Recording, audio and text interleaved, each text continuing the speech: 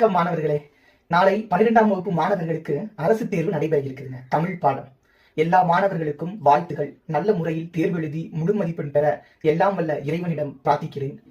தமிழ் பாடத்தில் கேட்கப்படும் முக்கியமான வினாக்கள் கொடுக்கப்பட்டிருக்கு. இவ்வினாக்களை படித்து மாணவிகள் நன்கு எழுதி முழு மதிப்பெண் பெற என்னுடைய வாழ்த்துகள். வாழ்க வளர்க வளத்துடன்.